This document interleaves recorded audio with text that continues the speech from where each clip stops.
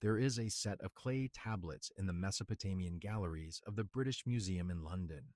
The largest fragment is approximately 15 centimeters across and 8 centimeters tall. It is broken, roughly 40% of its original surface is missing. What remains is covered in tight rows of cuneiform script pressed into the clay sometime around 1700 BCE during the reign of King Ame-Saduqa of Babylon. The text is older than the tablet. The composition it records dates to at minimum the Old Babylonian period, and the tradition it preserves may be centuries older still. It was catalogued and translated in 1969 by W. G. Lambert, a professor of Assyriology at the University of Birmingham, and A. R. Millard, his colleague, in a volume still considered the standard academic edition. The poem is called the Atrahasis, and buried in its first tablet in a passage that most translations handle quickly and move past, and is a description of something being added to the human body, not symbolically, not poetically, functionally. The text names what it is, it names what it does, and it names the reason it was never meant to fully operate. The Atrahasis is not a short text. In its complete form, it spans 3 tablets, and what survives runs to over 1,000 lines of Akkadian cuneiform. The first tablet opens with a labor crisis among the gods. The junior deities, the Agigi, have been set to dig canals and maintain irrigation works. After what the text describes as 40 years of this labor, they revolt. They burn their tools. They surround the dwelling of Enlil. The senior gods convene in assembly, and it is Enki, also called Ea, who proposes a solution. Humans will be created to bear the workload, but the method of creation is not vague. The text is specific almost to the point of being procedural. A god must be slaughtered, not any god. The text names him. His name is Geshtu, and the Akkadian text glosses this name with a descriptor that Lambert and Millard translate as a god who had intelligence. The word in the original is temu. It means planning, reason, the capacity for deliberate thought. Geshtu-e was not chosen at random. He was chosen because he possessed this attribute. His flesh and his blood were then mixed with clay under the direction of Ninhursag, also called the birth goddess, Nintu, Mami, and from that mixture, according to the text, something specific arose. The Akkadian word is etemmu. It is usually translated as spirit or ghost, but its function in the passage is not theological. It is operative. The text says, the etemmu came into being so that the created beings would have the capacity to perform the labor of the gods. It was added for a purpose, and the purpose was limited. The thesis of this video is direct. The Atrahasis does not describe the creation of a soul in the way later theological traditions would understand the word. It describes the installation of a cognitive organ derived from a being selected for its intelligence into a biological substrate, and the same text in its subsequent tablets describes deliberate measures taken to ensure that organ never reached its full expression. If you find that the academic literature on artifacts like this has been incomplete, if you suspect there are records still sitting in museums waiting for someone to read them differently, this channel is for that work. Subscribe only if that is the question you have been looking for. The rest of us continue. The conventional reading of the Atrahasis creation passage is well established and not disputed in its outline. Lambert and Millard, in their 1969 edition, present the text as an ideological myth, a story that explains origins. Humans exist because the gods needed laborers. Humans die because they are made partly of clay and partly of divine substance, and the divine portion is derivative, not original. The etemmu is understood as the theological explanation for human consciousness, a narrative device that accounts for the fact that humans, unlike animals, seem to possess awareness, planning, and foresight. This reading is reinforced by Stephanie Daly, the Oxford Assyriologist, in her translation published as Myths from Mesopotamia. Daly treats the slaughter of Geshtu-e as a sacrificial motif consistent with broader Mesopotamian ritual patterns. The god dies so that something new can be born. The intelligence, of the slain god passes metaphorically into the created beings. Samuel Noah Kramer, the Summerologist who spent 50 years at the University of Pennsylvania reconstructing Sumerian literary texts, framed the creation narratives similarly in his 1963 volume, The Sumerians, Their History, Culture, and Character. For Kramer and for the academic tradition that followed him, the specificity of the Atrahasis is a mark of literary sophistication, not of technical description. The text names a god because naming is what Mesopotamian poetry does. It describes a procedure because procedural language gives mythological authority to the result. The etemmu is a concept, not a component, and the word temu, the reason Geshtu-e was selected, is a narrative justification, not a specification.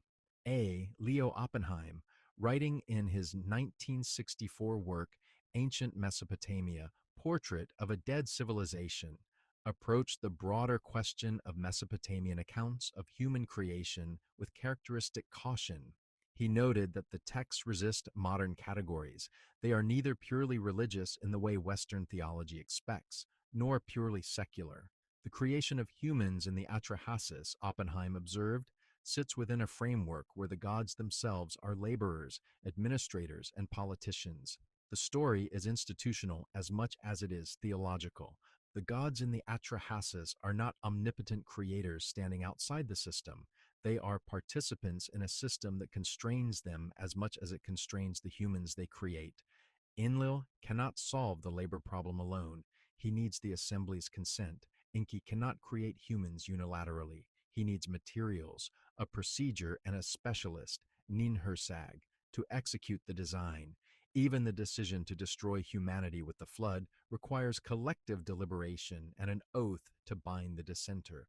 The political structure of the divine council in the Atrahasis mirrors, in remarkable detail, the political structure of early Mesopotamian city-states, assemblies of elders, executive rulers with limited authority, binding decisions reached through negotiation.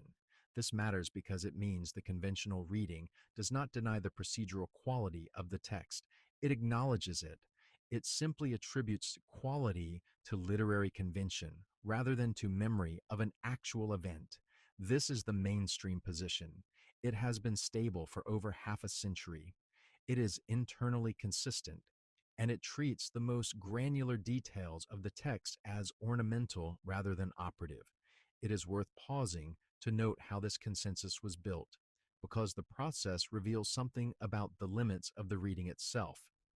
The Atrahasis was not widely known to Western scholarship until the 20th century.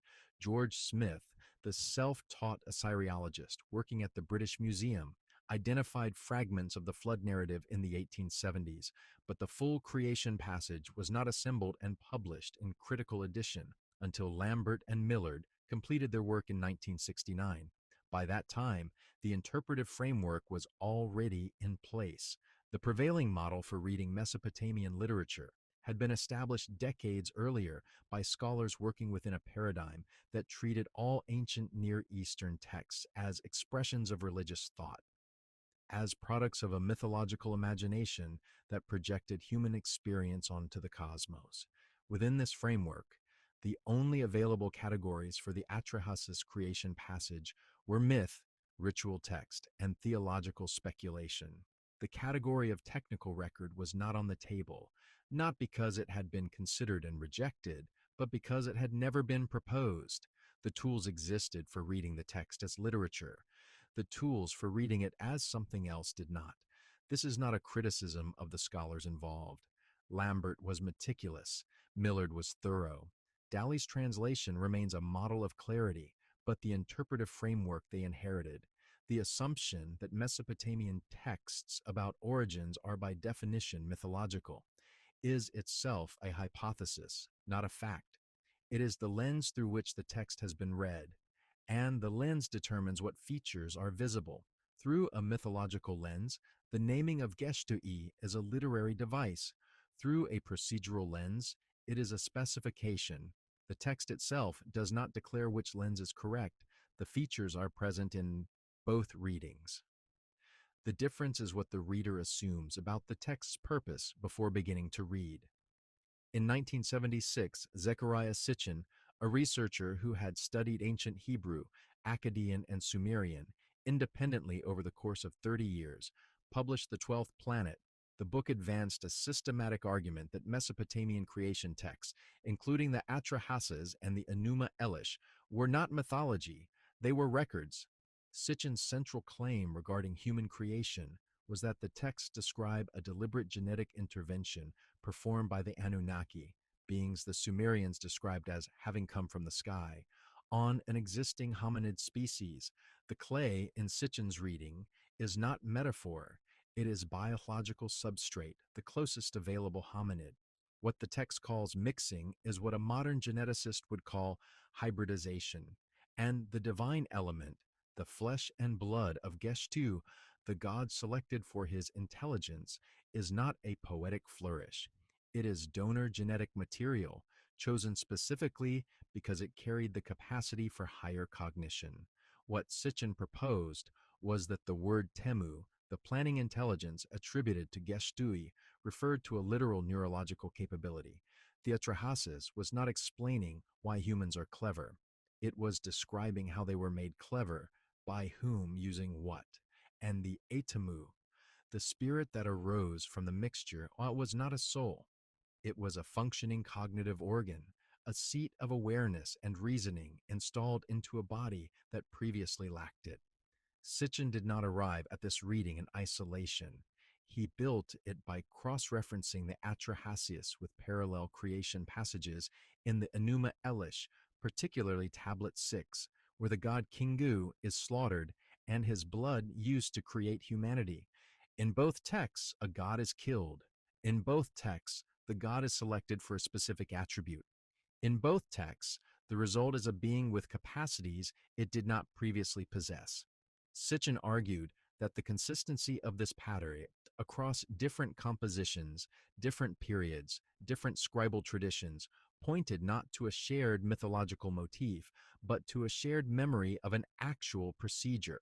The organ that was added in his reconstruction was the biological capacity for abstract thought, language, and long-term planning, the prefrontal cortex. Not in name, the Sumerians did not have that terminology, but in function, the thing that separates a being that reacts from a being that plans. In his later volume, The Lost Book of Enki, published in 2002, Sitchin extended this reading into a full narrative reconstruction of the creation event. He described Enki and Ninhursag working in what he called the House of Fashioning, a facility where the hybridization was carried out through repeated trials. The early attempts failed. The resulting beings were deformed or non-functional. Some could not close their hands, some could not hold their urine, some could not eat. The Atrahasis itself preserves echoes of this trial and error process in fragmentary lines that describe Ninhursag creating several defective beings before achieving a functional result. Lambert and Millard note these lines, but treat them as mythological elaboration, a narrative device showing that creation is difficult even for gods, establishing the stakes before the successful outcome. Sitchin treated them as a lab record, and the distinction matters because the nature of the failures described is not random. The defects are specific, they are functional. A being that cannot close its hands cannot grip a tool. A being that cannot control its bladder cannot work in organized conditions. A being that cannot eat cannot sustain itself. These are not the kinds of failures a storyteller invents to add drama. They are the kinds of failures an engineer encounters when a complex system is being calibrated, when the integration of two incompatible substrates produces partial function rather than complete function. The text even preserves what appears to be Ninhursag's response to each failure. She does not despair, she iterates, she adjusts. The procedure continues with modifications until the output meets the requirement. The conventional reading must explain why a mythological text would catalog specific functional defects in a sequence that resembles iterative prototyping. The alternative reading does not need to explain it because iterative prototyping is exactly what the text describes. Only after multiple iterations did the procedure succeed in producing a viable hybrid, a being with a hominid body and enough Anunnaki cognitive hardware to follow instructions, use tools, and sustain organized labor. The constraint was part of the design. The Anunnaki did not want equals, they wanted workers, and the temu of Geshtu-e was dosed carefully, enough to operate, not enough to rebel. There is a detail in Sitchin's reading that is often overlooked by both his supporters and his critics. He did not claim that the hybridization happened once. He argued that it happened in stages, and that different stages produced different results. The first fully functional humans, in his reconstruction, could not reproduce on their own. They were sterile hybrids, like mules. This required the Anunnaki to continue producing them manually, a process Sitchin linked to the Sumerian tradition of birth goddesses and to specific passages in the Atrahasis, where 14 wombs are prepared for 14 new humans, 7 male and 7 female. The capacity for independent reproduction came later as a further modification, one that Sitchin connected to the Genesis narrative of Eden and the knowledge given to Adam and Eve. Whether or not one accepts this full reconstruction, it addresses a feature of the Atrahasis that the conventional reading handles awkwardly: the text's emphasis on Ninhursag's role as birth goddess and the specificity of the number of wombs. If the text is purely mythological, the number is arbitrary. If the text is procedural, the number is a batch size. Sitchin's reading has been in print continuously since 1976. It has sold millions of copies in over 25 languages, and the specific textual argument that temu denotes a selected cognitive trait and etemmu denotes an installed cognitive function has not been addressed in a dedicated Assyriological rebuttal.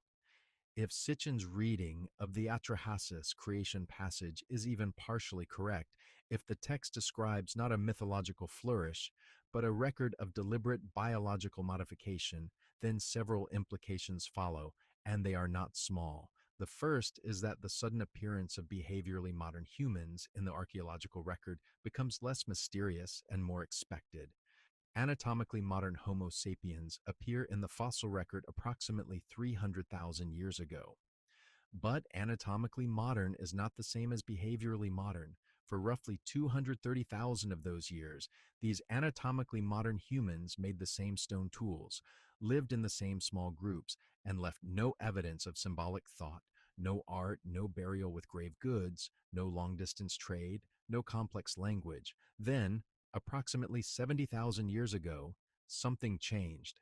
The archaeological record calls it the cognitive revolution, or sometimes the Great Leap Forward. Within a geologically brief window, humans began producing cave art, crafting specialized tools, burying their dead with ritual objects, building boats, crossing open water, and spreading across every landmass on Earth. The gap between anatomy and behavior, between having a modern brain and using it, is one of the most discussed and least resolved questions in paleoanthropology. The conventional explanations range from a genetic mutation in a gene associated with language capacity and fine motor control, to a gradual accumulation of cultural knowledge that crossed a threshold, to environmental pressures that rewarded cognitive flexibility.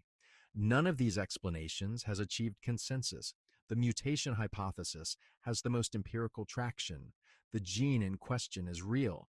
It is associated with the neural circuits that enable speech, and variants of it appear to have been selected for in recent human evolution. But a single gene does not account for the full suite of behavioral changes. It does not explain why art appeared.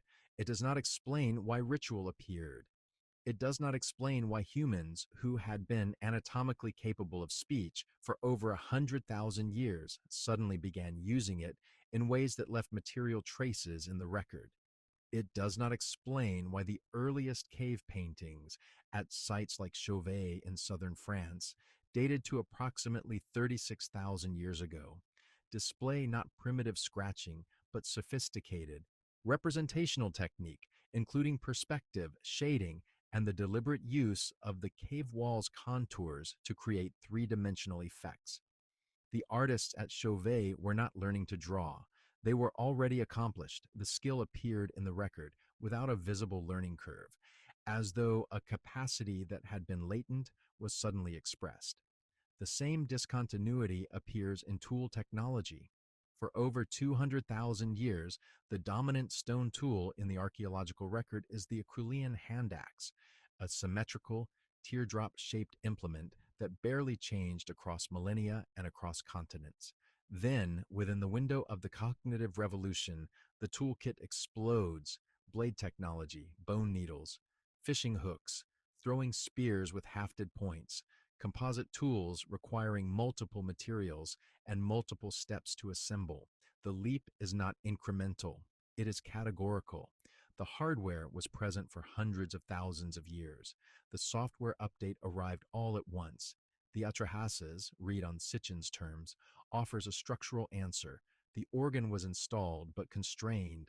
The capacity was present but not fully active.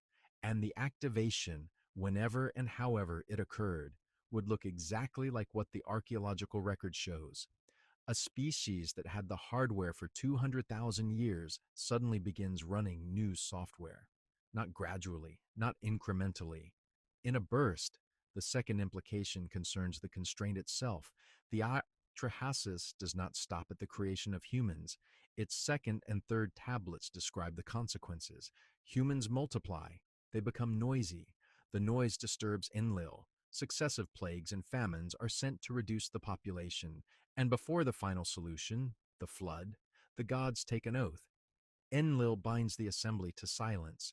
The humans are not to be warned. The implication in Sitchin's reading is that the constraint on human cognition was not accidental. It was policy.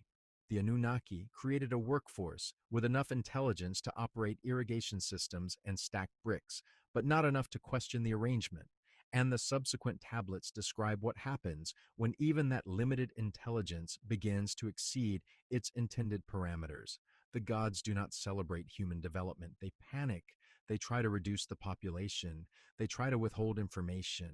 And when Enki breaks ranks and warns Atrahasis of the flood, speaking not to the man directly, but to a reed wall, a legal technicality that preserved the letter of the oath, the response from the rest of the divine council is fury. Enki did not just save humans, he preserved the organ. He ensured that the etemmu, the cognitive installation derived from Geshtu-e's temu, would continue to exist in the world, in the bodies of Atrahasis's descendants. He kept the cognitive experiment running when the rest of the council had voted to shut it down.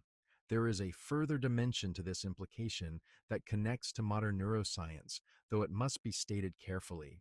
The human brain consumes approximately 20% of the body's total energy at rest, despite accounting for only about 2% of its mass. This is an extraordinary metabolic cost. No other organ in the body is so expensive to operate relative to its size. Evolutionary biology explains this by pointing to the survival advantages of intelligence, tool use, social cooperation, language, planning. But the metabolic cost also means that the brain is under constant evolutionary pressure to justify its expense. An organ that consumes 20% of the body's energy must deliver returns, or it is selected against. The puzzle is that for most of anatomically modern human history, the brain does not appear to have delivered those returns.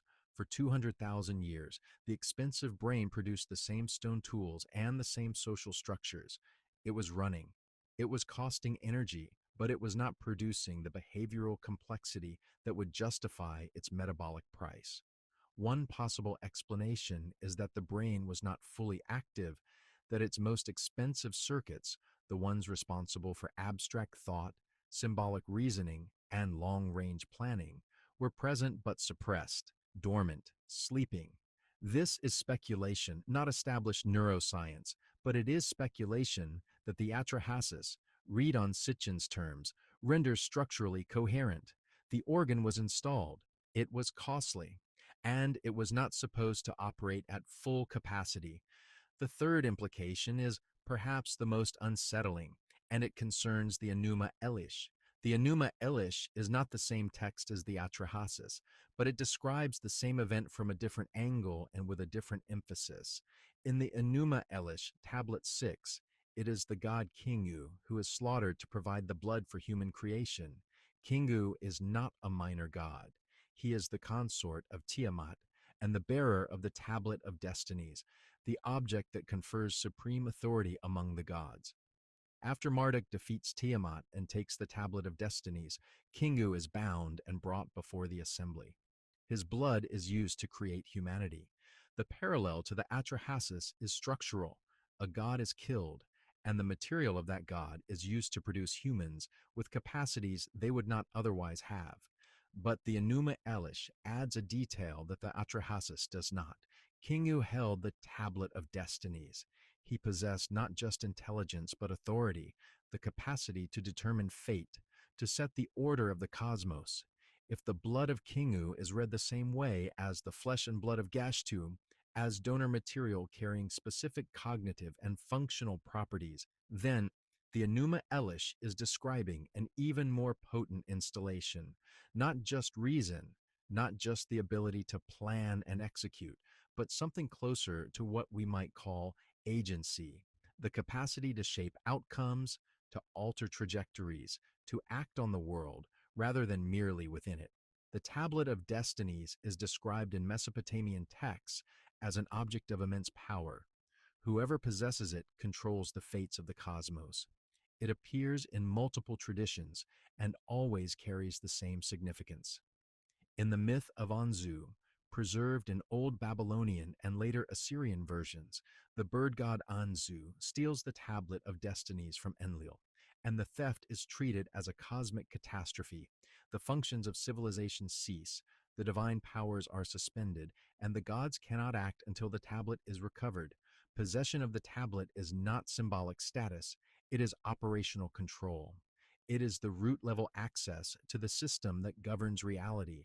The being who holds it does not merely know the future. The being who holds it writes the future. Kingu held this object. He was entrusted with it by Tiamat herself as the instrument of her war against the younger gods. Marduk takes it from Kingu after defeating Tiamat's forces. But Kingu's blood, the blood of the being who held that power, is what is used to create humanity. The conventional reading treats this as narrative economy. The defeated rebel's blood is put to use. But on the alternative reading, the blood is not just any divine substance. It is the substance of a being who held the highest level access to cosmic governance. And that substance, mixed into the clay, would carry traces of that access. The Akkadian scribes were not confused about this. They did not accidentally select the most powerful possible donor. The selection of Kingu, like the selection of Geshtu-e for his temu, is a specification. And if that specification is functional, then the etemmu is not just a tool for digging canals. It is a dormant engine of sovereignty, the capacity to determine fate, compressed into a constrained organ, installed in a worker species and left to sleep.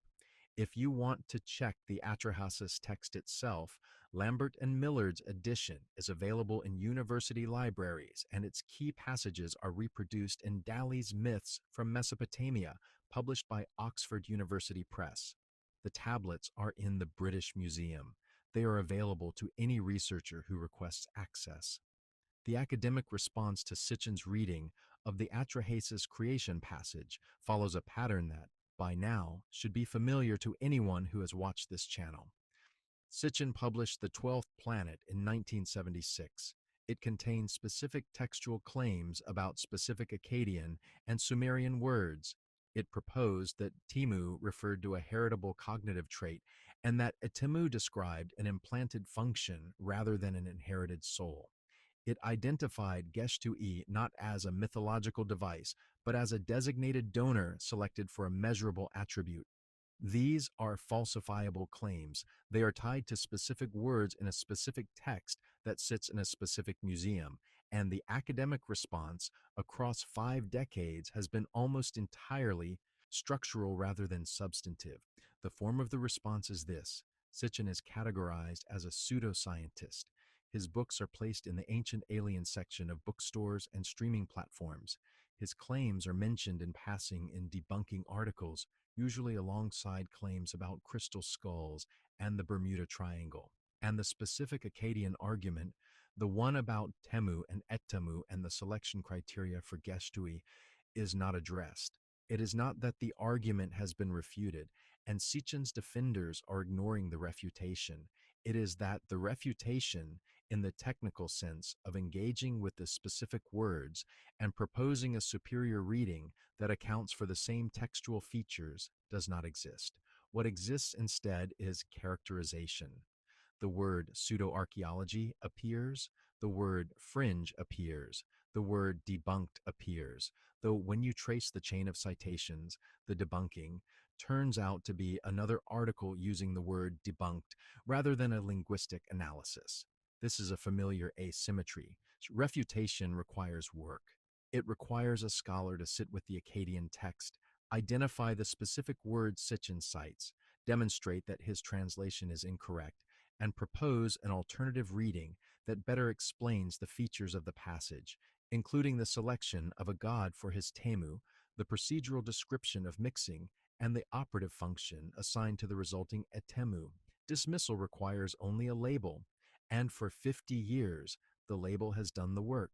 There is a secondary argument sometimes offered in academic settings, which is that engaging with Sitchin would give him credibility he does not deserve. This is a sociological argument, not a textual one. It says nothing about whether the reading is correct.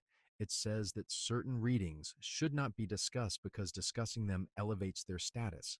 This is a coherent position for a professional guild to hold, but it is not a refutation, and it has a cost. The cost is that millions of readers have encountered Sitchin's textual argument and found no academic counter-argument to evaluate it against, not because the counter-argument is difficult to make, but because no one with the requisite credentials has chosen to make it at the level of specificity the original claim demands. Consider what a substantive refutation would look like.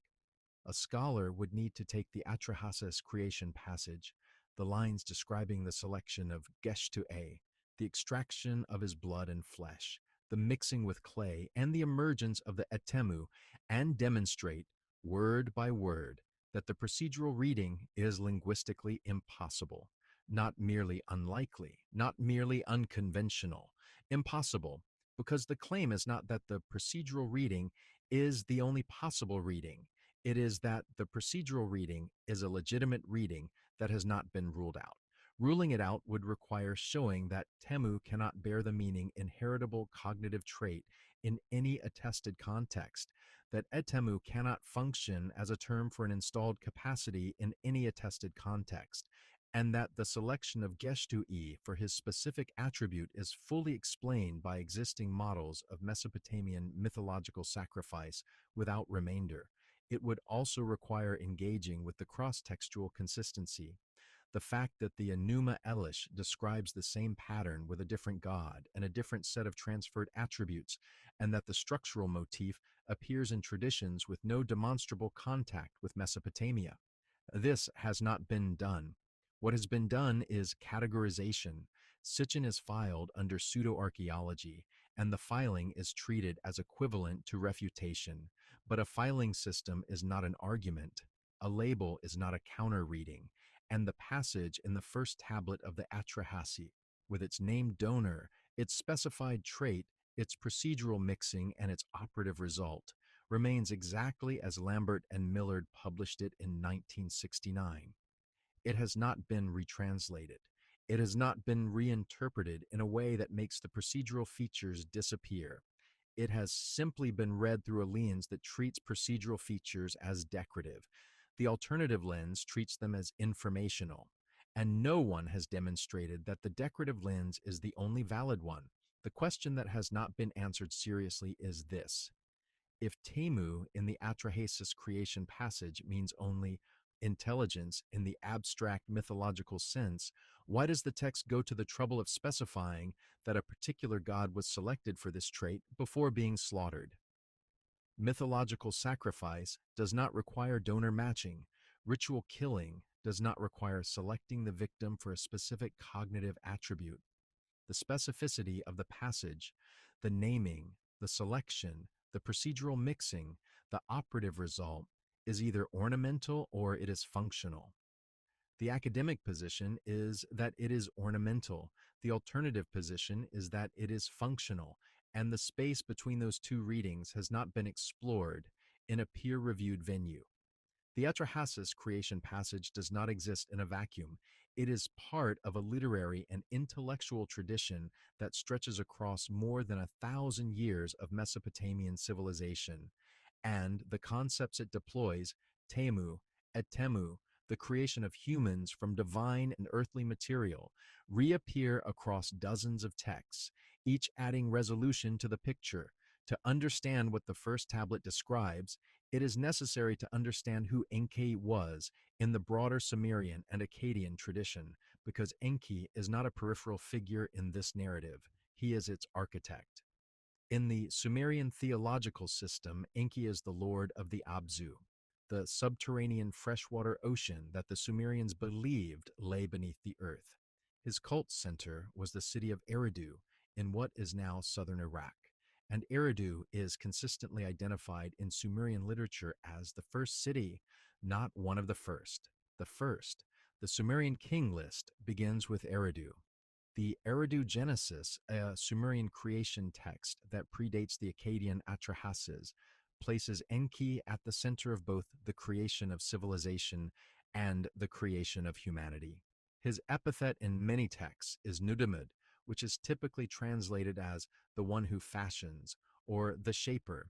He is associated with craft, with water, with wisdom, and above all, with the me, the divine powers or principles that govern every aspect of civilization.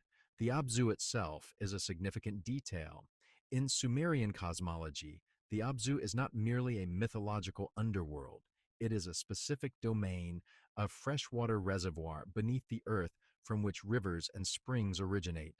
Enki's residence in the Abzu is described in multiple texts as a place of work, not merely a throne room. The Sumerian term for Enki's dwelling is the Abzu, and texts describe it as a place where knowledge is stored, where the Mi are kept, and where Enki conducts the operations that maintain cosmic order. If one reads the Atrahasis creation passage in the context of Enki's broader characterization, the Abzu begins to look least like a mythological residence and more like a facility. It is where the custodian of divine technology lives and works. It is where the materials are kept. And it is where, according to the Atrahasis, the creation of humanity was designed and overseen. The Sumerian word for humanity itself carries a trace of this. The term Namlulu, sometimes rendered simply as Lulu, appears in texts describing the newly created humans. Some scholars translate Lulu as mixed one or hybrid. Lambert, in his notes to the Atrahasis, discusses the term without committing fully to the mixed reading, but he acknowledges that the word carries connotations of mixture or combination. If Lulu means the mixed ones, then the Sumerians named their species after the procedure that produced it. The etemmu was not just something added, it was the defining feature, the ingredient that made the mixture human. The me are among the most distinctive concepts in Sumerian thought. They are not abstract laws, they are described as objects, things that can be held, carried, stolen, given. The myth of Inanna and Enki, a Sumerian composition that Kramer reconstructed from multiple tablet fragments, describes Inanna traveling to Eridu and, through a combination of trickery and Enki's drunkenness, obtaining the me from him. The list of me she carries away includes kingship, priesthood, truth, the descent into the underworld, the art of metalworking, the art of writing, and sexual intercourse. These are not theological abstractions. They are capacities, tools, functions, and Enki is their custodian. This is the figure who, in the Atrahasis, proposes the creation of humanity and oversees the procedure, not a sky god issuing commands from a mountaintop. Aras, technical specialist working in his domain, selecting materials, directing the operation, and, this is the critical point, understanding the implications of what he is building. Because the Atrahasis is not the only text that describes Enki intervening on behalf of humans after their creation. In the flood narrative that occupies the third tablet, it is Enki who breaks the divine oath and warns Atrahasis through the reed wall. In the Eridu Genesis, it is Enki who teaches humans the arts of civilization, agriculture, animal husbandry, the construction of cities. In the later Akkadian version of the flood story preserved in the Epic of Gilgamesh, Tablet 11, it is Ea, Enki's Akkadian name, who devises the stratagem that preserves human life. The pattern is consistent across centuries of literary tradition. Enki creates humans. Enki equips humans. Enki protects humans from the consequences that the rest of the divine council attempts to impose, and the rest of the council, particularly Enlil, responds to each of Enki's interventions with escalating hostility. The behavior is not that of a creator who has lost interest in his creation. It is that of an engineer who has invested something in the product and refuses to let the project be terminated. There is a Sumerian composition known as Enki and the World Order, reconstructed by Kramer and later by the Electronic Text Corpus of Sumerian Literature at the University of Oxford. In this text, Enki travels through the world, assigning functions to every aspect of civilization. He assigns the Tigris and the Euphrates their courses. He fills the marshes with fish. He establishes the plow and the yoke. He appoints gods to oversee each domain. Enbelulu over the canals, Ishkur over the rains, Ashnan over grain. The text reads less like a hymn and more like a system architecture document. Every function has an owner. Every domain has a protocol, and Enki is the one writing the protocols. When the Atrahasis describes Enki designing humans, it is consistent with this broader pattern. Enki does not create impulsively. He engineers, he assigns, he calibrates, and the creation of humans with a specific cognitive capacity drawn from a specific source and installed for a specific purpose fits the engineering pattern that runs through every text in which Enki appears. He is not a trickster who stumbles into creation. He is a systems designer who builds to specification. The etemmu was not an accident. It was a component in a design system, and the system had constraints because the designer intended constraints. What makes this pattern significant for the etemmu question is the nature of Enlil's complaints. The Atrahasis does not say that humans sinned. It does not say they disobeyed a commandment. It says they were noisy. The Akkadian word is hubaru, and it carries a sense of clamor, tumult, disturbance. Humans multiplied and they became loud. The conventional reading treats this as a literary device. The noise is symbolic of overpopulation or of the disruption that mortal beings cause in the ordered cosmos of the gods. But if the etemmu is read as a cognitive organ rather than a theological soul, then the noise takes on a different character. A workforce that was designed to dig canals and carry bricks is not noisy in a way that disturbs the gods. A workforce that has begun to think, to plan, to communicate, to organize is. The hubaru in this reading is not the sound of too many bodies. It is the sound of too many minds. The etemmu is doing more than it was supposed to do. It is not sleeping, it is stirring. And Enlil's response, plague, famine, and ultimately the flood, is not the reaction of a god annoyed by noise. It is the response of a project manager who realizes that a deliberately constrained system has begun to exceed its parameters. The escalation pattern in the Atrahasis is worth examining closely because it mirrors the logic of containment rather than the logic of punishment. Enlil does not strike humans with a single catastrophic blow. He tries measured reductions first. The first measure is plague. The population decreases. Enki intervenes. The text describes him advising Atrahasis to instruct the people to withhold offerings from all gods except the god of plague, Namtar, thereby shaming Namtar into lifting the affliction. The population recovers. The noise returns. Enlil tries famine. The rains are withheld. The crops fail. Again, Enki intervenes with a countermeasure. Again, the population recovers. Only after multiple containment failures does Enlil resort to the flood, the total reset. And even the flood is designed with a constraint of its own. The divine oath of silence ensures that no god can warn the humans. The constraint on human cognition and the constraint on divine information are the same policy implemented at different levels. Humans are not supposed to know too much, and they are not supposed to be told too much. The system is designed to keep the etemmu within its operational envelope. Every time the etemmu exceeds that envelope, the system responds with a correction. This is not the behavior of a wrathful deity in a moral drama. It is the behavior of a control system encountering feedback loops it did not anticipate. There is a further detail in the containment pattern that deserves attention. Each time Enlil deploys a countermeasure and Enki subverts it, the text does not describe Enki as openly defiant. He does not stand before the assembly and declare his opposition. He works indirectly. He advises Atrahasis quietly. He manipulates the ritual system rather than confronting the political one. The reed wall stratagem at the climax of the flood narrative is the most elaborate instance of this pattern, but it is not the first. Throughout the Atrahasis, Enki operates in the margin between what the divine oath technically prohibits and what it technically permits. He speaks to the wall, not to the man. He does not violate the letter of the oath. He violates its intent while preserving its form. This is not the behavior of a rebel. It is the behavior of a dissenter within an institution, someone who disagrees with the policy but respects the governance structure enough to find a procedural workaround rather than stage a coup.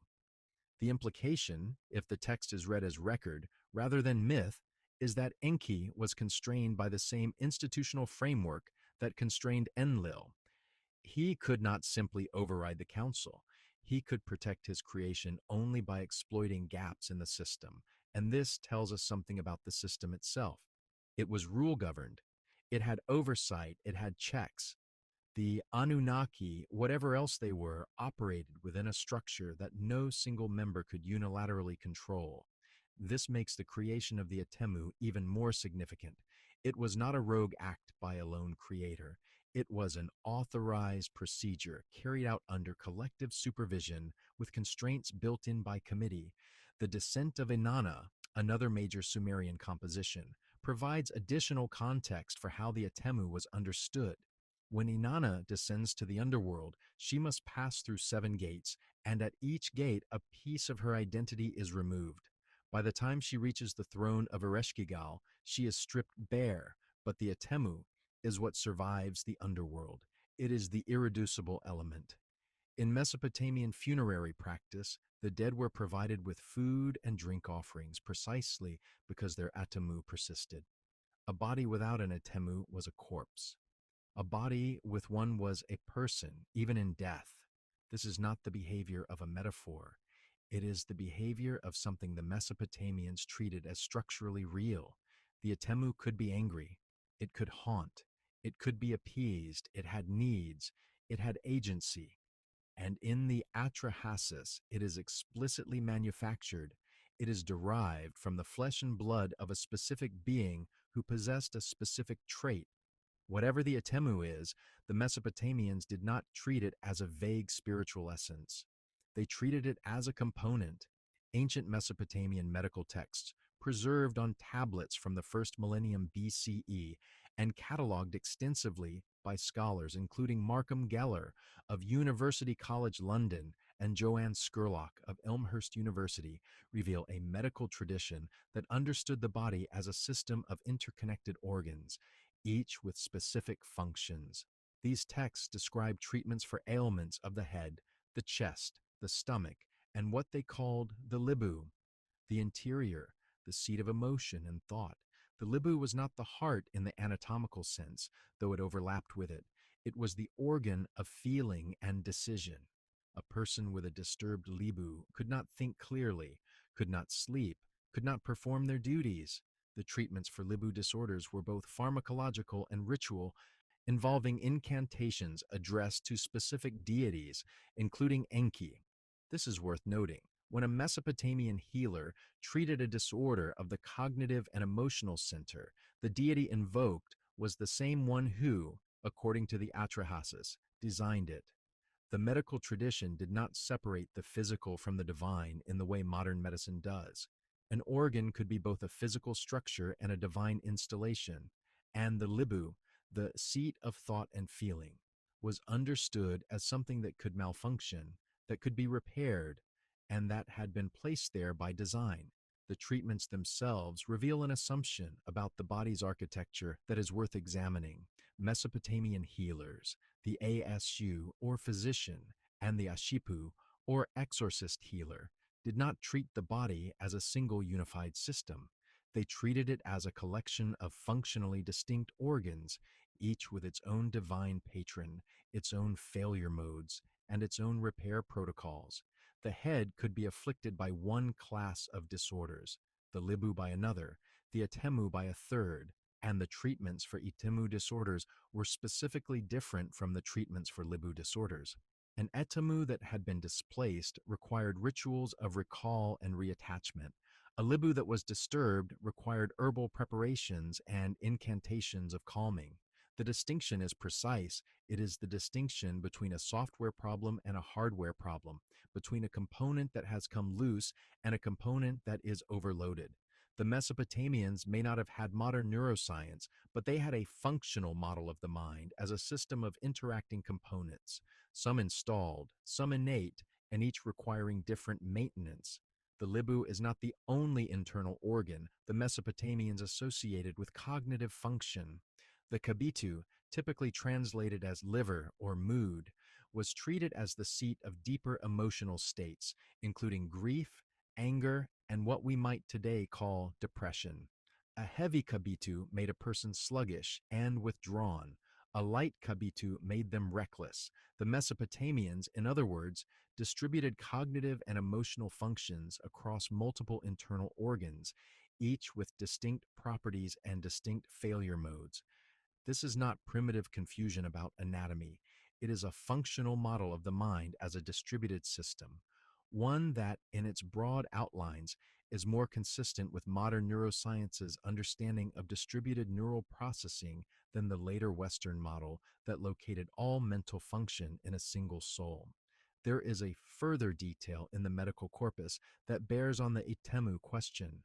Certain Mesopotamian diagnostic texts, cataloged in the series known as the Diagnostic Handbook and attributed to the scholar priest Esagil-kin Apli of the 11th century BCE, describe conditions in which a person's etemmu is disturbed. The symptoms include confusion, loss of purpose, inability to recognize family members, and a sense that one is not fully present in one's own body. The treatments involve rituals designed to recall or reattach the etemmu, to bring it back into proper alignment with the physical body. The language of these texts does not describe the etemmu as something the body produces, it describes it as something the body receives. It can drift, it can be displaced, it can be called back. This is consistent with the Atrahasis creation account, in which the etemmu is not an emergent property of the clay, but an implanted element derived from an external source. The medical tradition and the creation tradition agree on the fundamental architecture. The etemmu is installed, not grown, and when it malfunctions, the repair process involves reattaching it, not regrowing it. The question is not whether the Mesopotamians believed the etemmu and the libu were real. They clearly did. The question is whether their belief was based on inherited narrative alone, or on a transmitted memory of something that had actually been done. Enki's city of Eridu provides a final piece of context before we move beyond Mesopotamia. Eridu was excavated by Fuad Safar and Seton Lloyd between 1946 and 1949. The site is located in what is now Dikar Governorate, southern Iraq, approximately 24 kilometers southwest of the modern city of Nasiriyah.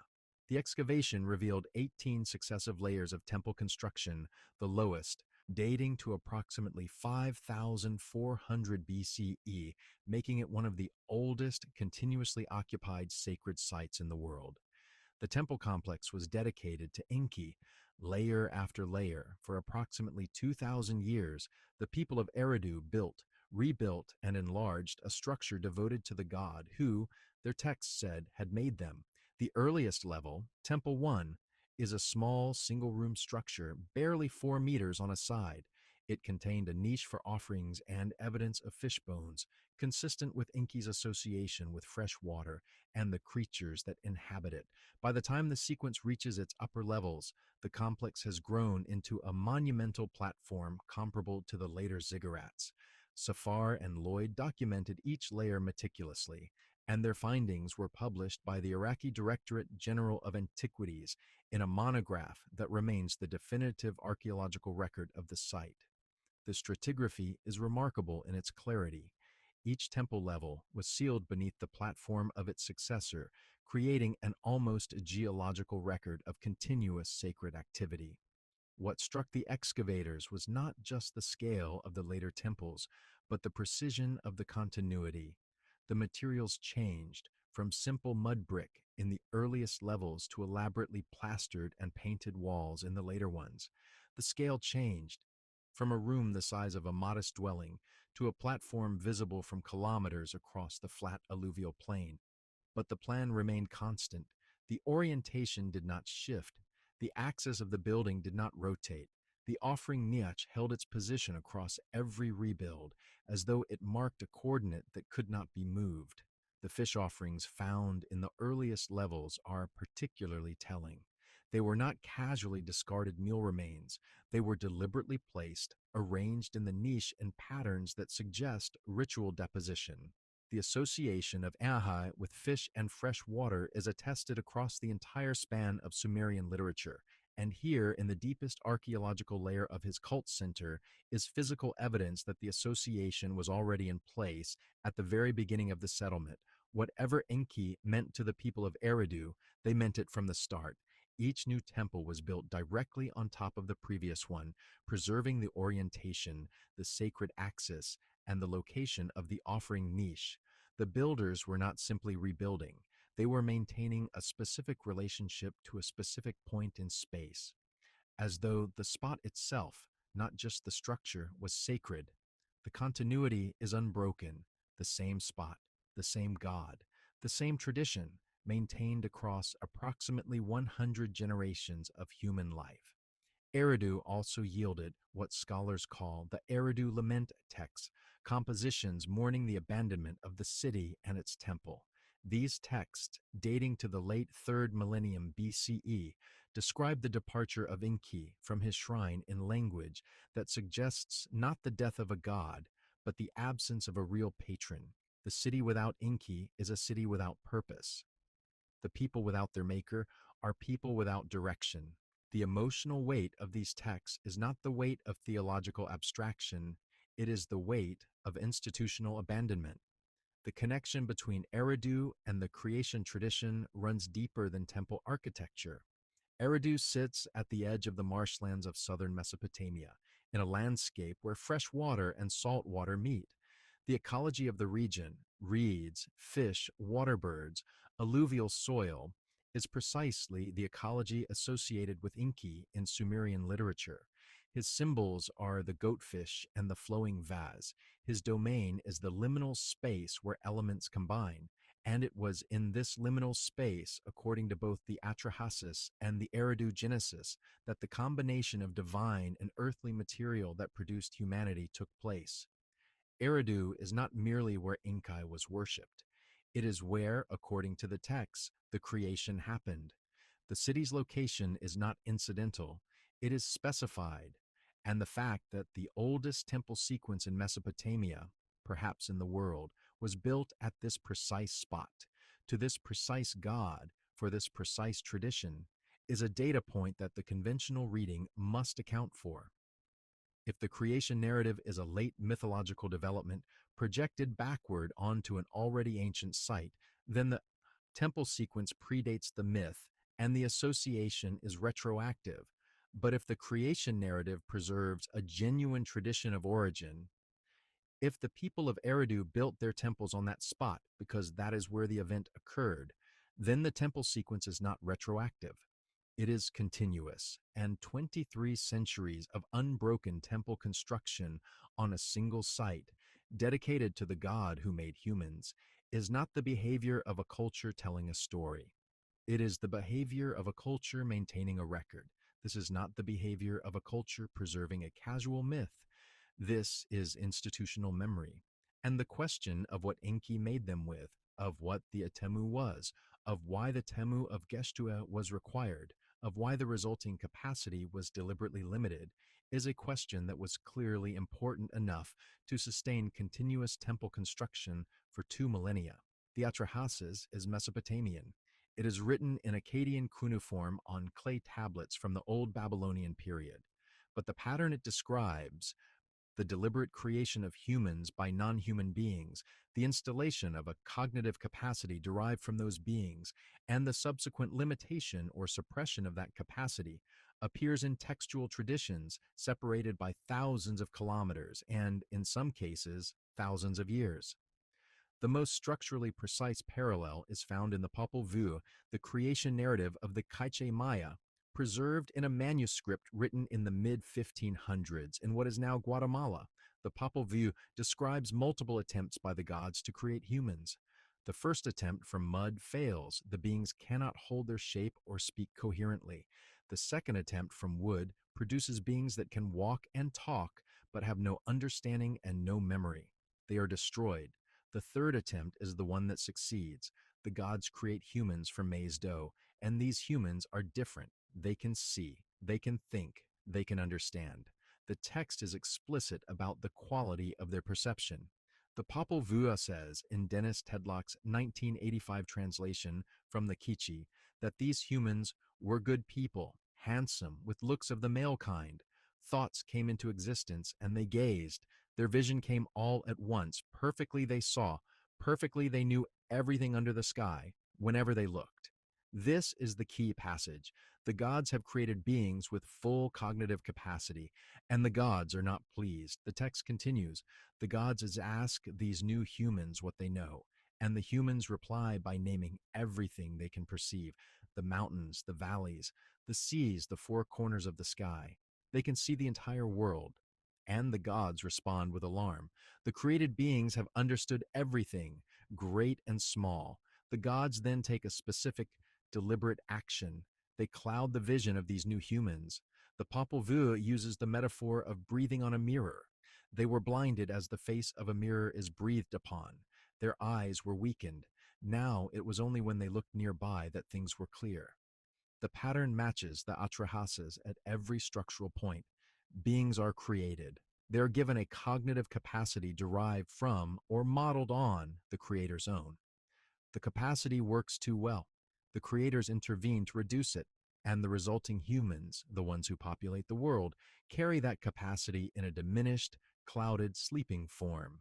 The Popol Vuh was written down in the alphabetic script introduced by Spanish missionaries, but the oral tradition it records predates the conquest. Tedlock, an anthropologist at the University at Buffalo, spent years working with Cacho daykeepers, ritual specialists who maintain the oral tradition, and his translation reflects a textual lineage stretching back centuries before European contact.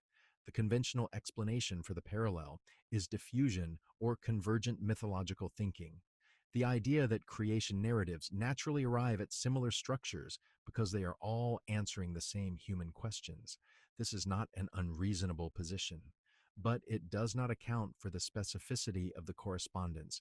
It is one thing for two cultures to independently develop the idea that humans were created by gods. It is another for both to describe the installation of a specific cognitive capacity, the alarm of the creators at its full expression, and the deliberate reduction of that capacity as a policy response. The Rigveda offers a second parallel. The Purusha Sukta, hymn 10 of the Rigveda, dated by most scholars to between 1500 and 1200 BCE, describes the sacrifice of a cosmic being, Purusha, whose body parts become the components of the universe. From his mind, the moon was born. From his eye, the sun. From his mouth, Indra and Agni. From his feet, the earth. And from his sacrifice, humans arise. divided into 4 varnas or social categories. The relevant detail is that specific organs of the sacrificed being map to specific components of the created world. Mind produces one thing, I produces another. The creation is not random, it is anatomical. Each part of the donor yields a specific function in the result, the parallel to the Atrahasis, where a specific god is selected for a specific cognitive attribute, and that attribute is transferred into the created beings, is structural. The donor's temu becomes the recipient's etemmu, just as Purusha's mind becomes the moon and his eye becomes the sun. There is also the Yoruba Ifa tradition, preserved orally in West Africa and transcribed by researchers, including Sunday Abimbola, a linguist at the University of Ife. In the Yoruba creation narrative, the deity Obatala shapes human bodies from clay, the same substrate named in the Atrahasis, but the bodies are inert until Olodumare, the supreme being, adds the breath of life. The Yoruba term is emi, which carries a range of meaning that overlaps significantly with the Akkadian etemmu. It is the animating principle, the seat of consciousness, the thing that makes a body a person rather than an object. Without emi, a body is sculpture. With it, a body is human. And the imi, like the etemmu, is not something the body generates on its own. It is installed by a divine agent. The Yoruba tradition adds a further detail that resonates with the Atrahasis. Obatala, the shaper of bodies, is said to sometimes make errors, producing bodies that are incomplete or deformed. These are not rejected. They are considered sacred. But the point is that the shaping of the body and the installation of consciousness are treated as separate operations, performed by separate agents, with separate failure modes. The body can be wrong while the EMI is right. The EMI can be absent while the body is intact. They are independent systems. This is remarkably consistent with the Atrahasis, where the clay is one input and the divine cognitive material is another, and the two are combined in a procedure that can succeed or fail. The Book of Enoch, preserved in the Ethiopian Orthodox canon and dated in its earliest portions to the 3rd century BCE, describes the Watchers, divine beings who descend to earth and share forbidden knowledge with humans. The text is explicit about the content of that knowledge.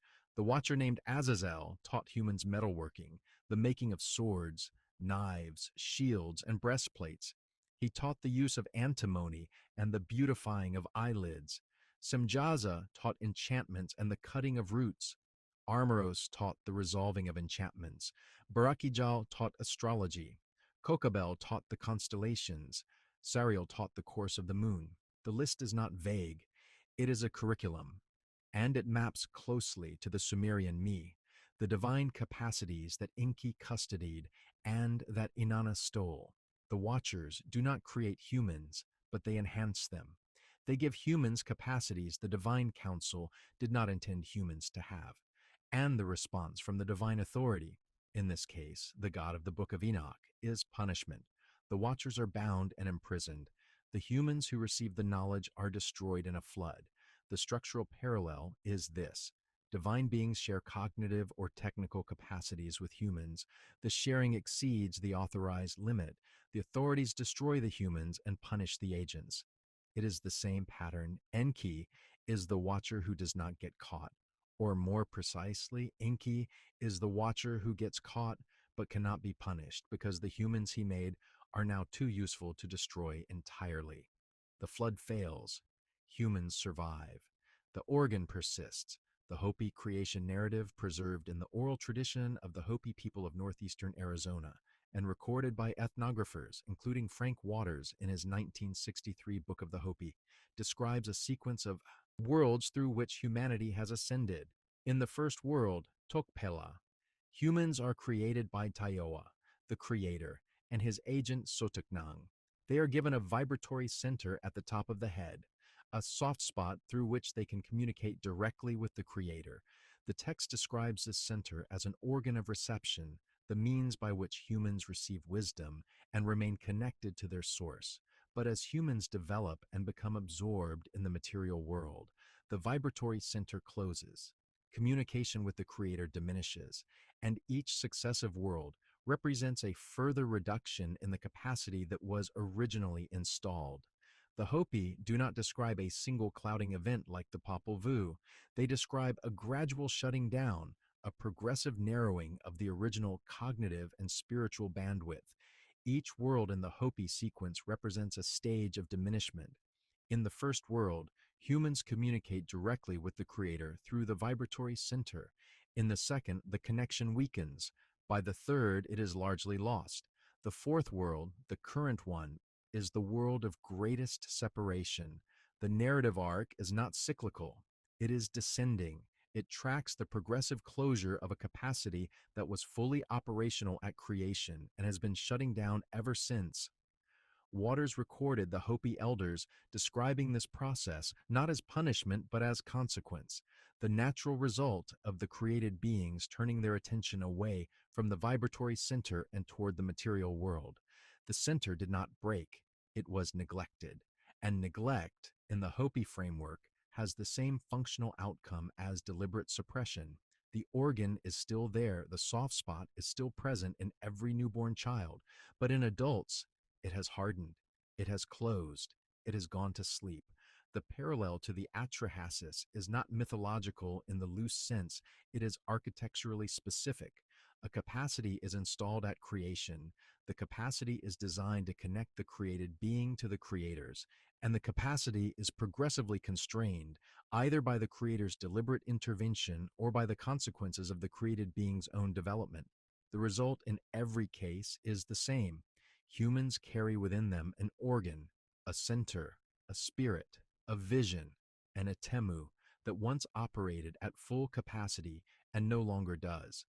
5 traditions, 4 continents, the same structural pattern. A body is formed from earthly material. A cognitive or animating element is installed by a non-human agent. The element derives from, or is modeled on, the creator's own capacities. And in at least 2 of the 4 traditions, the Atrahasis and the Popol Vuh, that element is subsequently limited. The conventional explanation is convergence. The alternative explanation is transmission. The idea that these traditions share a common origin, either through cultural diffusion or through a shared ancestral memory of a real event. There is also a third possibility, which is rarely discussed in academic settings, but which the structural evidence makes difficult to dismiss entirely, that the traditions are independent because the event they describe was global. If a biological modification was applied to the human species as a whole, if the etemmu was installed not in a single population, but in the species, then independent traditions describing that installation would not require cultural contact to explain their correspondence. They would be parallel memories of the same thing, preserved independently, distorted differently by time and language, but converging on the same structural pattern because the structure is what happened. This is the most radical reading. It is also the reading that best accounts for the specificity of the parallels across traditions that had no plausible mechanism of contact. The Quiche Maya and the Sumerians were separated by an ocean and by millennia. The Hopi and the Yoruba had no demonstrable cultural exchange, and yet the pattern, creation from clay, installation of a divine cognitive element, subsequent limitation of that element, appears in all of them. Convergence explains why cultures create origin stories. It does not explain why those origin stories describe the same procedure. There is a methodological point here that is often lost in the debate between mainstream and alternative readings. When scholars invoke convergence to explain cross-cultural parallels, they are making a statistical claim that given certain universal features of the human condition, certain narrative patterns are likely to arise independently. This is a reasonable claim for broad themes. Death exists everywhere, so afterlife narratives are expected to converge. Childbirth is universal, so creation myths will feature birth-like imagery. Storms are frightening, so storm gods appear in multiple traditions. These are convergences at the level of theme. But the Atrahasis Popol Vuh parallel is not at the level of theme. It is at the level of procedure. Both texts specify that the cognitive capacity installed in humans was derived from the creator's own cognitive substrate. Both texts describe the creator's alarm at the full expression of that capacity. Both texts describe a deliberate downgrading of the capacity as a policy response to that alarm. These are not broad thematic overlaps. They are structural correspondences at a level of specificity that convergence theory does not predict. A culture might independently invent the idea that gods made humans. A culture does not independently invent the idea that gods made humans too smart, panicked, and deliberately reduced their intelligence. That is a very specific narrative architecture, and its appearance in traditions separated by an ocean and several thousand years of cultural isolation demands an explanation that convergence alone does not comfortably provide.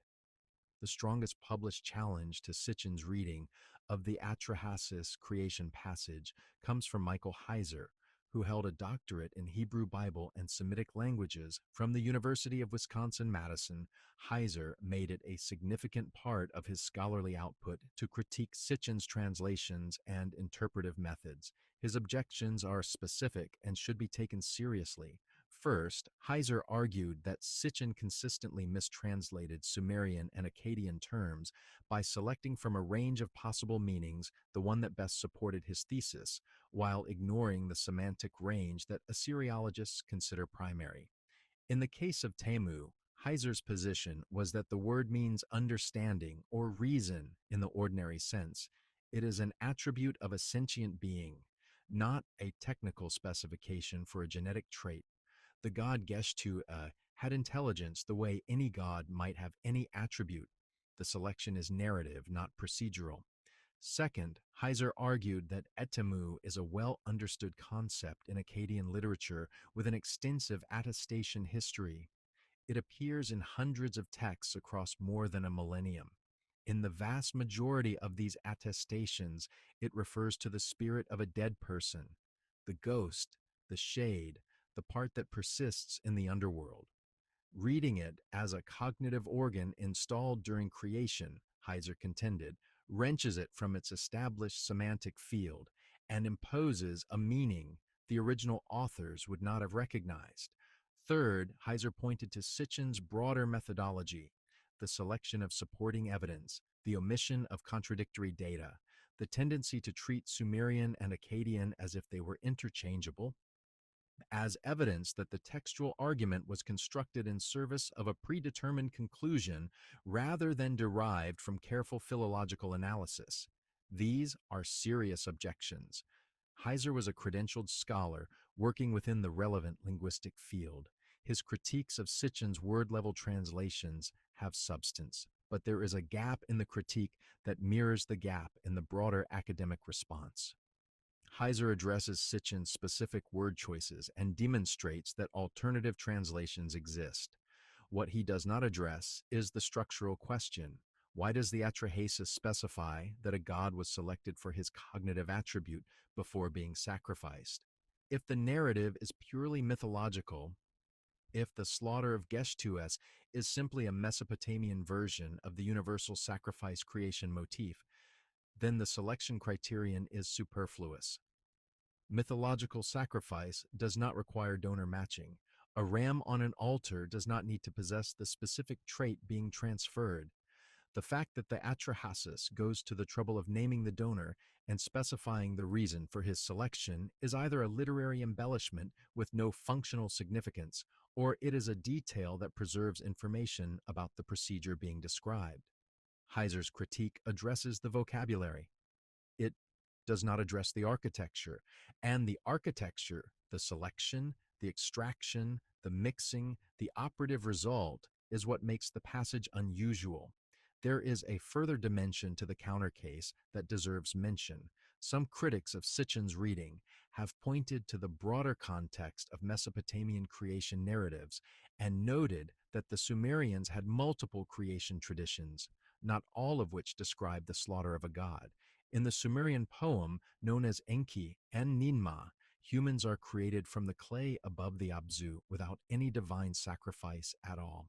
Enki simply instructs Ninma to shape beings from clay, and they come alive. If the Atrahasis creation passage is a record of a real procedure, the argument goes, why does this parallel tradition omit the key procedural step entirely? This is a fair question. One possible answer within the alternative framework is that different traditions preserve different aspects of a complex, multi-stage process, just as different lab reports from the same experiment might emphasize different procedures. Another possible answer is that Enki and Ninma preserves a later, simplified version of the narrative in which the procedural detail has been compressed or lost. A third possibility is that Enki and Ninma describes a different phase of the same multi-stage process, the shaping of the body, rather than the installation of the cognitive element, which in the Atrahasis is presented as a separate and subsequent operation. The Atrahasis explicitly separates the preparation of the clay from the addition of the divine material. If the two compositions describe different stages of a complex procedure, their divergence is not contradictory, it is complementary. Each tradition preserves the phase that its scribal lineage considered most significant. Neither answer is conclusive, but the question itself, why do parallel traditions differ in their details, is a question that applies equally to the conventional reading. If the Atrahasis and Enki and Ninma are both mythological allegories, why do they differ so fundamentally in their description of the creation mechanism? The conventional answer is that different scribal traditions had different mythological priorities. The alternative answer is that different traditions preserve different aspects of a real event. Neither has been demonstrated to the exclusion of the other. The debate, such as it is, remains genuinely unresolved. Heiser demonstrated that Sitchin's Akkadian was imprecise. He did not demonstrate that the underlying structural reading, that the passage describes a deliberate, targeted modification of a biological substrate using material selected for a specific cognitive property, is incompatible with the text.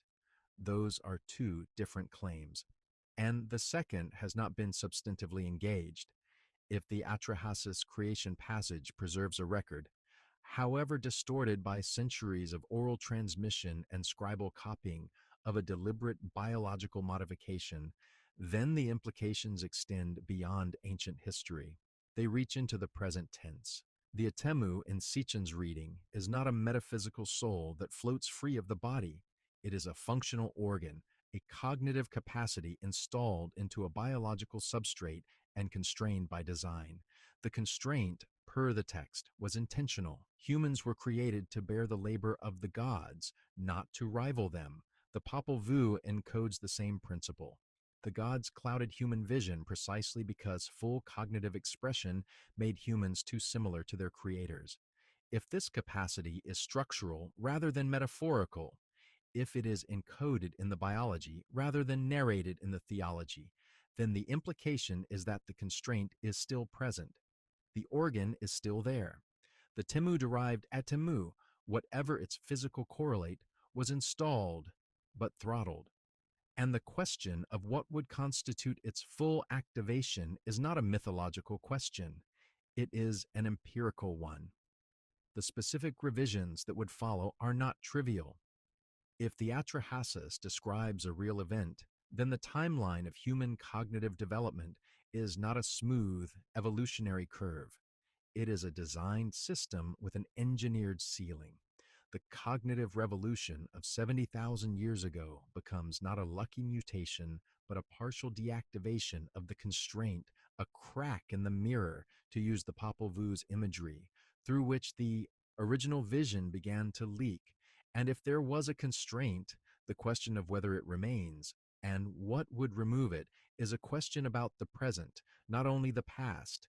It would mean that the Mesopotamian medical texts, with their descriptions of the etemmu drifting, misaligning, needing to be recalled, were not superstition. They were maintenance protocols for a system that was never supposed to run without oversight. It would mean that the Watchers of the Book of Enoch were not mythological villains, but unauthorized technicians who bypassed the constraint and enabled capacities the original design had deliberately excluded. It would mean that every mystical and contemplative tradition that speaks of awakening, of removing veils, of opening inner eyes, of achieving a state of consciousness that transcends the ordinary, is describing the same event from the inside.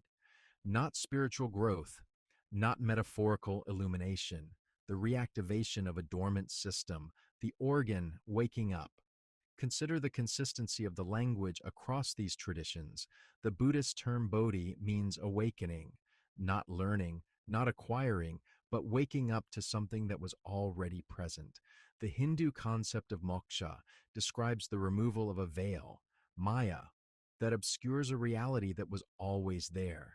The Sufi tradition speaks of the opening of the eye of the heart, an inner organ of perception that exists in every human being but lies dormant until activated through specific practices. The Christian mystical tradition, from Meister Eckhart to the anonymous author of The Cloud of Unknowing, describes the discovery of a divine spark within, not something received from outside, but something uncovered within. These are not identical doctrines. They differ in theology, in method, in cultural context, but the underlying architecture is the same in every case. Something is already inside. It is not operating at full capacity. Specific practices or experiences can reactivate it, and the reactivation produces a mode of perception and cognition that the practitioner describes as fundamentally different from ordinary awareness, not an improvement on normal consciousness, but a different order of consciousness entirely. If the etemmu is a dormant organ, then the contemplative traditions are user manuals written by people who figured out, through trial and error across millennia, how to partially reactivate a system they did not know had been deliberately constrained. The Atrahasis tablets are in the British Museum. Lambert and Millard's edition has been in print since 1969. The passage about Geshtu-e is in the first tablet, and it names what was taken, why it was taken, and what it became when it was added to the clay. That passage has not been refuted. It has not been retranslated in a way that resolves the structural questions it raises. It has been read, cataloged, and largely set aside. The tablet is approximately 15 centimeters across. It fits in one hand. The text it carries is roughly 3,700 years old, and the tradition it records is older still. Lambert published it. Daly translated it. Sitchin read it differently. Heiser contested the vocabulary, but not the architecture. No competing explanation has been published that accounts for the selection of Geshtu-e for his temu, the procedural extraction of his substance, the mixing with clay, the emergence of the etemmu, and the subsequent measures taken to ensure it did not operate at full capacity. The passage is available to any researcher who wants to check. The question it poses, what was added, why it was added, and what it would mean if it woke up, has not been answered. It has been in the British Museum since the 19th century. It is still there now, and the organ it describes, if the text is to be taken at its word, is still exactly where Enki put it.